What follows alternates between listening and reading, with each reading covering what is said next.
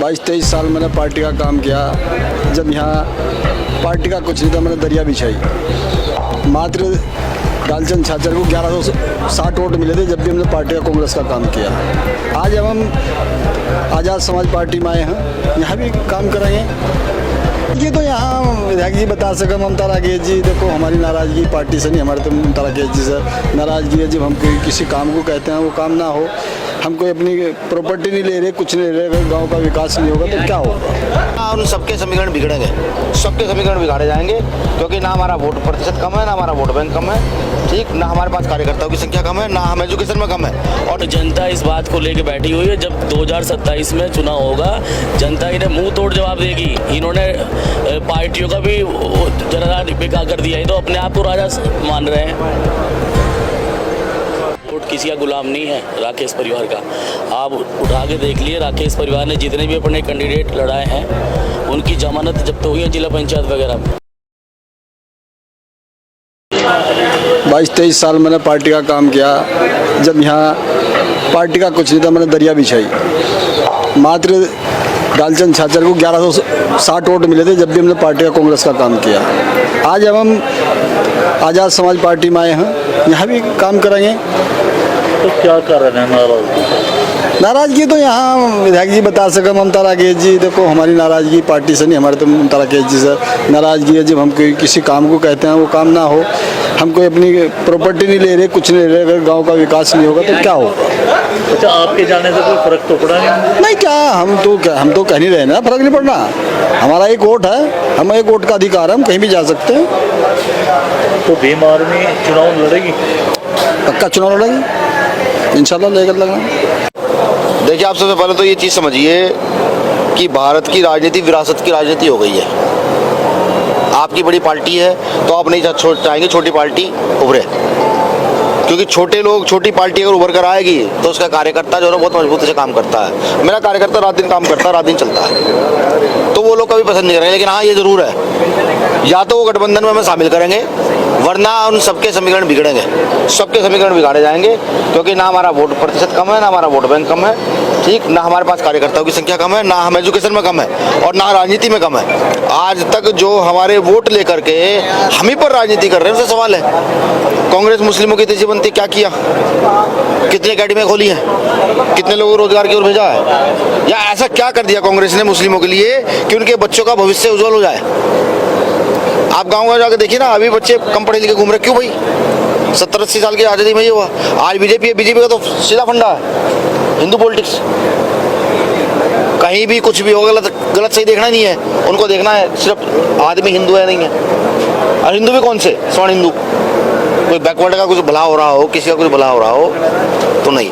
अगर चाहते हो इस देश को बचाना, ये राजनीतिक दलों से भी है और ये खास तौर से आवाम से है। चाहते हो देश को बचाना, वो लोग जिनके बाप दादाओं ने इस देश की आज़ादी में अपने सिरों की कुर्बानियाँ दी हैं, उन्हीं का अपमान ज़्यादा है ना। यहाँ मुसलमानों की इतनी लाशें उठी आज़ादी में, आज उनका अपमान ज़्यादा है। दलितों की लाशें उठी, पिछड़ों की लाशें उठी, उनका अपमान ज़्यादा है। जिन्होंने गुलामी की अंग्रेजों की, उनका सम्मान है। अभी आपने देखा होगा केंद्र सरकार ने पोस्टर जारी किया है, उस पोस्टर के नीचे सुभाष चंद्र बोस की फोटो यहाँ है, भगत सिंह की फोटो यहाँ है, सुभाष चंद्र बोस की फोटो यहाँ है, गांधी की फोटो यहाँ है, और सावरकर की फोटो यहाँ है। ये इस देश के लिए बड़ी विनम्रता और शर्म की बात है कि आज़ादी की लड़ाई में क्रांतिकारियों को फांसी चढ़वाने वाला, अंग्रेजों से माफ़ी मांगने वाला का आज पोस्टर सबसे स्वतंत्रता दिवस के दिन सबसे ऊपर अग्रिम पंक्ति में लग रहा है। सियासी गलियारों में देखिए, सबसे पहले तो मैं कहूँगा कि दलित मुसलमान करो विचार, कब तक सहोगे अत्याचार। जो उत्तराखंड राज्य है, कोई मुझे ऐसा कारनामा बताओ सरकार का जो यहाँ पर अन्याय को रोक पा रहा हो। एक भी कारनामा कोई हो। जातीय दोष चल रहा है, लगातार अन्याय अत्याचार हो रहे हैं। अभी मुस्लिमों के साथ एट्रोसिटी जो रुड़की में हुई वो सबको जानकारी है। हमारा काम है इस अन्याय को रोकना, और जो भी इस अन्याय के खिलाफ है, जो चाहता है व्यवस्था बदले, वो आकर साथ खड़ा हो।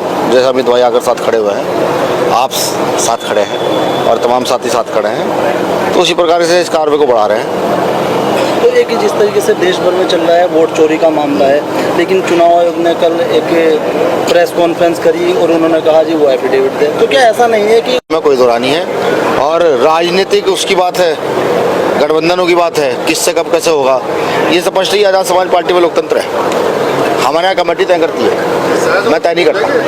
भाई साहब तय नहीं करते, हमारे यहाँ कमेटी होती है, वो तय करती है किसको क्या करना है। ठीक, हमारा प्रयास रहेगा बीजेपी को कैसे भी तरीके से धक्का देकर भगाया जाए, सबसे पहला प्रयास ये है। और इसके लिए जहाँ तक भी हमें लड़ना पड़े, चलना पड़े, हम तैयार हैं। आज इनका भविष्य क्या होगा उन बच्चों का जो कुछ मदरसे? पहले जो मैं कह रहा हूँ उसको आप समझिएगा। आज के नेता मुसलमानों को मुसलमान नहीं कहते, अल्पसंख्यक कहते हैं। उनको ना मुसलमान कहते हुए जोर पड़ रहा है, समझ रहे हैं? और मैं कहता हूँ आपके चैनल के माध्यम से कि मुस्लिम इस बात को गांठ बांध ले जो कुछ हो रहा है। ये जो मदरसे बंद हो रहे हैं, ये मदरसे अगर हम कहें सरकार बंद करा रही है, नहीं, इसमें कहीं ना कहीं हमारी कमी है। जब डॉक्टर बाबा साहब अम्बेडकर लोकतंत्र देकर गए और कहकर गए जिसकी जितनी संख्या हमारी उसकी उतनी हिस्सेदारी। ये हरिद्वार है जिला, अब आप यहाँ देखो ना आबादी किसकी ज़्यादा है, क्या हम लोग बिना कोई सीट पर बैठ पाएगा? और जिनको हमने सीट पर बैठा कर बैठा वो कितना विरोध कर रहे हैं। तो ये सरकार पर बड़ा प्रश्न चिन्ह है। ये शिक्षा पर, बेसिक शिक्षा क्या है? उर्दू यहाँ की मातृभाषा रही है, समझ रहा है? उर्दू हिंदी मौसी मौसी है, माँ मौसी है। क्या एक भाषा पर प्रहार करके कुछ हो जाएगा? आप 10 मदरसे बंद करें, क्या होगा? 10 मदरसे बंद होने का मतलब है 10,000 बच्चों का भविष्य अंधकार में जाना। मदरसों में आज तो मदरसों में भी कॉन्वेंट शिक्षा चल रही है, नहीं चल रही है? इंग्लिश पढ़ाई जा रही है, हिंदी पढ़ाई जा रही है, उर्दू पढ़ाई जा रही है, सब चीज़ पढ़ाई जा रही है। तो उन्हें दिक्कत यही है, उन्हें दिक्कत ये है कि हमारे बच्चे पढ़कर कल डीएम एसडीएम बन जाएंगे तो सवाल पूछेंगे। आप पर हम सवाल पूछने लगे ना, पढ़ लिख कर तो पूछने लगे। उन्हें यही दिक्कत है, इसलिए वो मदरसों को बंद करना चाहते हैं। बेफिक्र है, बीमार भी है। यहाँ विधानसभा जाकर घेर लेगी, कहोगे तो मुख्यमंत्री को घर से बाहर नहीं निकलने देंगे। आखिरी नहीं लगी, नहीं। हमारे साथी जो अब्दुल वसीम जी हैं, मुझे लगता है कि उन्होंने ये मामला पूरा उनके संज्ञान में था और इन्होंने वसीम जी मुकदमा दर्ज हो गया उस मामले में, मुकदमा दर्ज हो गया, जेल चले गए। और सबसे बड़ी चीज धाराओं में होना चाहिए था। अभी क्या है कि मेरे पास उसकी एफआईआर कॉपी नहीं आई है।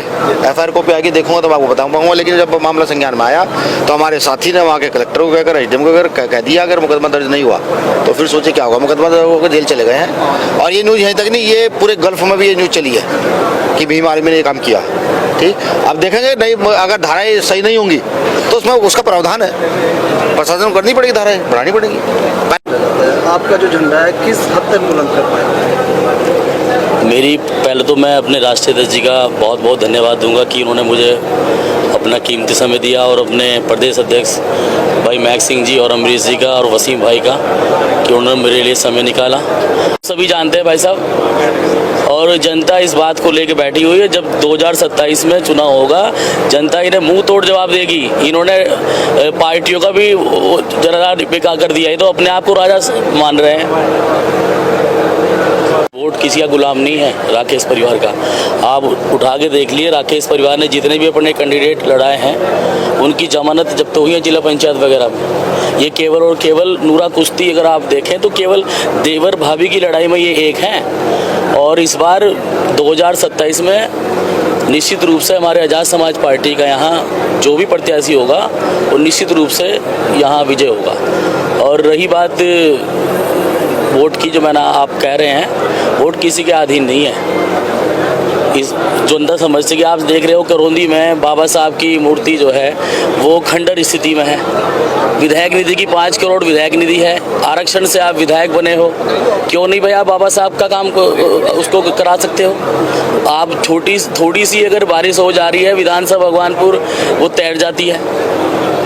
आप चाहे ढील मजरा ले लो, आप मानक मजरा ले लो, आप कुहाना ले लो, आपको अब याद आ रहा है चुनावी टाइम में कि हाँ भाई आप व्यवस्था करा देंगे। आप एक तरफ आप कह रहे हो कि यहाँ 30 साल से राकेश परिवार का राज है, तो 30 साल में ही विकास क्यों नहीं हुए? अभी आपको याद आ रहा है जब आज़ाद समाज पार्टी यहाँ बड़ी मजबूत स्थिति से अपनी दावेदारी कर रही है, आज आप इस बात को कह रहे हैं। और रही बात यहाँ कांग्रेस बीजेपी नहीं है, ये तो लोग कहते हैं कि पहले तो हम 45,000 ही थे, अब हम 80,000 ही हैं। ये 2027 में इन्हें पता लग जाएगा।